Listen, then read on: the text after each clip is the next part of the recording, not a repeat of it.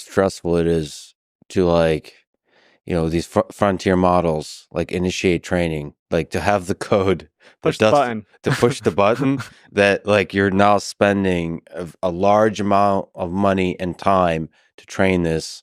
Like there must be a lot of innovation on the debugging stage of like making sure there's no issues, that you're monitoring and visualizing every aspect of the training, all that kind of stuff. When people are training, they have all these various dashboards, but like the most simple one is your loss, right?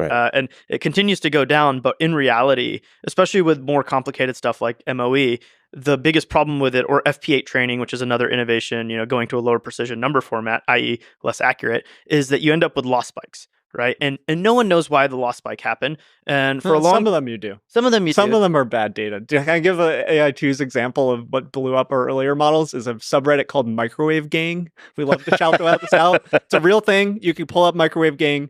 Essentially, it's a subreddit where everybody makes posts that are just the letter M. So it's like, So there's extremely long sequences of the letter M. And then the comments are like beep, beep, because it's when the microwave ends. But if you pass this into a model that's trained to be a normal producing text, it's extremely high loss, because normally you see an M, you don't predict M's for a long time. So like this is something that causes a loss spikes for us. But when you have much, like this is old, this is not recent. And when you have more mature data systems, that's not the thing that causes the loss spike. And what Dylan is saying is true, but it's like it's levels to this sort of idea. With regards to the stress, right? Like, these people are like, you'll go out to dinner with like a friend that works at one of these labs, and they'll just be like looking at their phone every like 10 minutes, and they're not like, it's one thing if they're texting, but they're just like, is the loss curve okay? It's literally like tokens per second, loss not blown up.